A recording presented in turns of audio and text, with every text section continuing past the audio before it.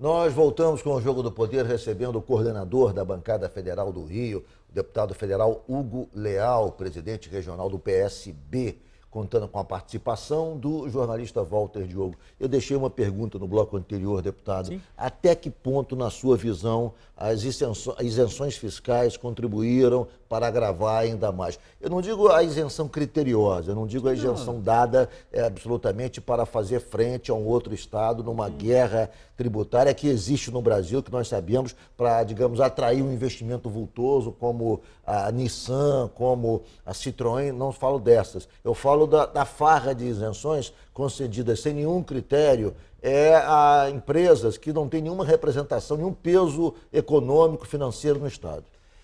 Então, Ricardo, primeiro você tocou no ponto principal. O ponto nevrálgico nessa circunstância é a guerra fiscal. A guerra fiscal, infelizmente, leva a essa circunstância que a gente pode chamar de canibalização da política de desenvolvimento.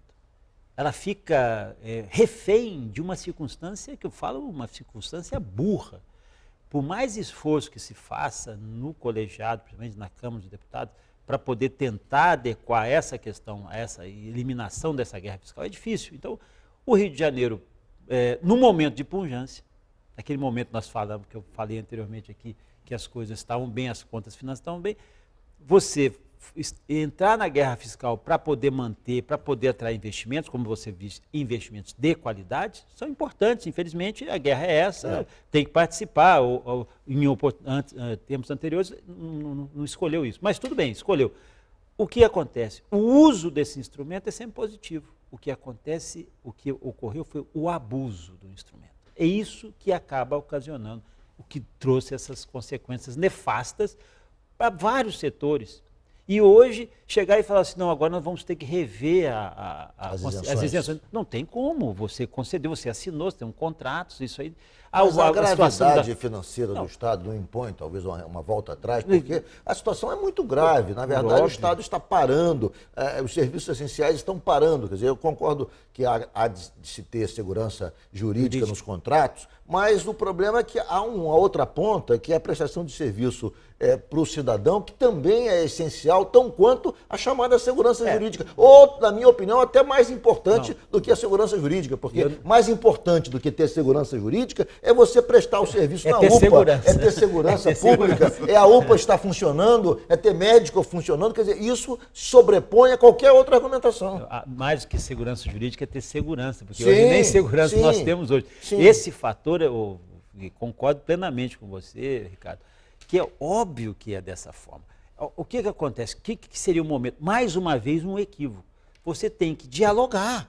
Você tem que chegar e falar assim, o momento é grave, vamos fazer o seguinte, vamos ampliar, eu retiro ou reduzo a sua isenção e amplio o prazo dessa sua isenção. Vamos pegar nesse período, um ano, eu vou ter que reduzir em 20%, 30%, mas eu faço uma prospecção de futuros com você, para poder chegar a uma negociação. Isso é uma ação razoável. Agora, baixa e depois eu vejo como é que fica. Por isso que as coisas tiveram essas consequências que estão tendo. Mas eu concordo em gênero e grau. Na atual conjuntura, não dá para mais tentar acordar. As empresas já recorreram na justiça. Sim.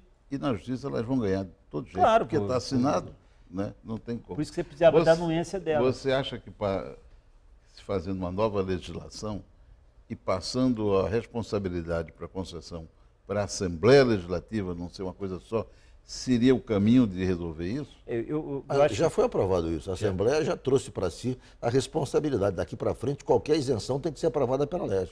Eu acho que... daqui para frente, mas o que aconteceu para trás, é aí a Assembleia tem que fazer uma legislação. Não conseguiram fazer a CPI das isenções também, né? Não investigaram, né? A fundo não investigaram. Eu acho que não é necessário, não é bom e tal.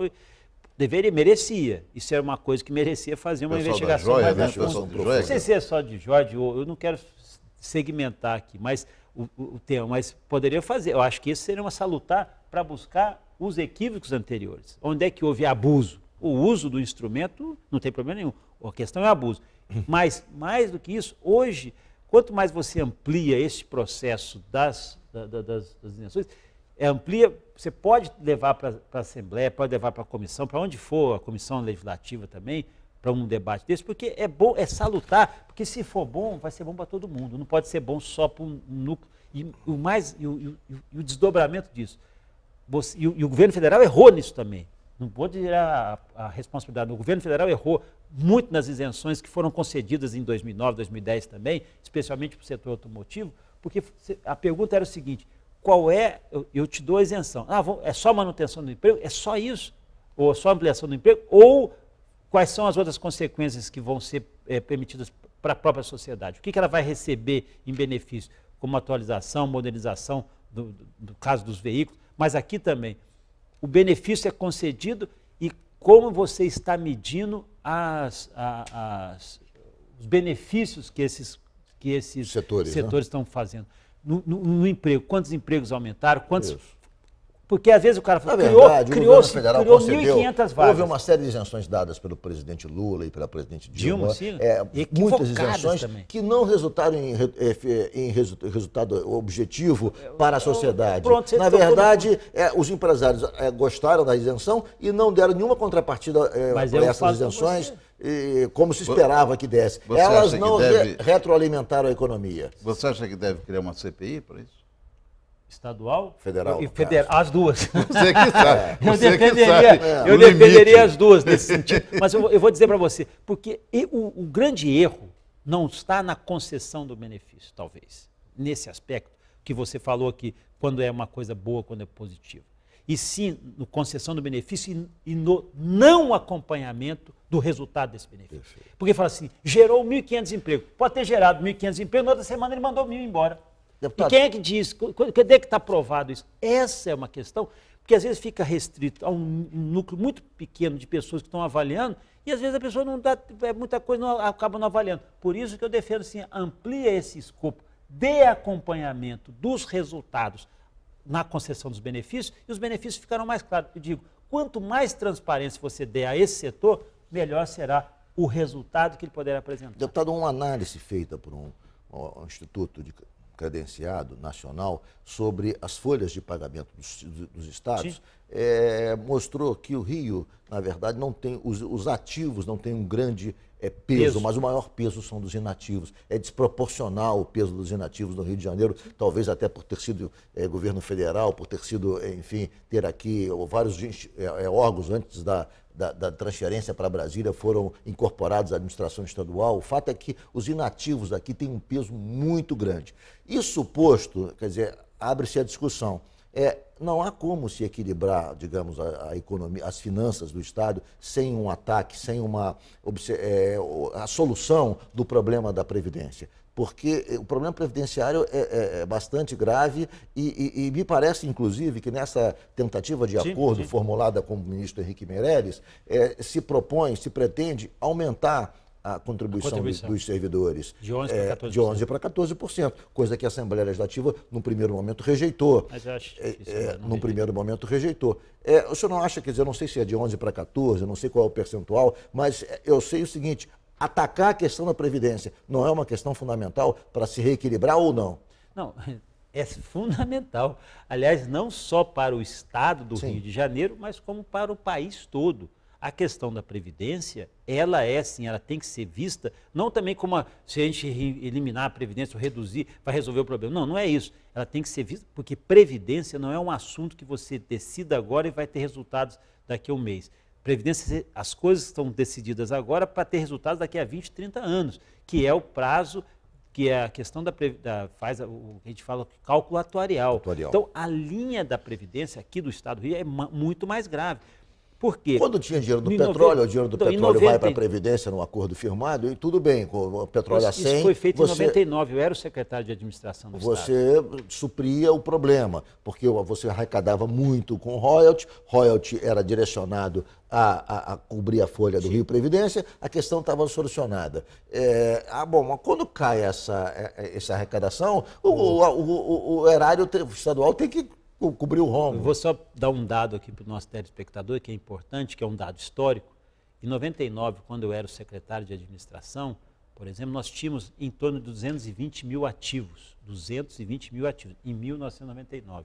Hoje, provavelmente a folha de ativos não deve ter mais do que isso, não, deve ter máximo 220 também, a mesma folha de ativos de Sim. 15, 17 anos atrás. Uma outra questão, quando foi feito aquele acordo no governo Garotinho, também era redução a dívida, passava na época, de 98 para 99... O famoso acordo que o Garotinho sempre diz, fala que ele fez com Pedro Malan. Não, fez com Pedro Malan, mas antes de ser Pedro Malan, o Marcelo Alencar, quando saiu do governo, ele assinou um acordo que haveria o comprometimento de 13% da receita corrente líquida.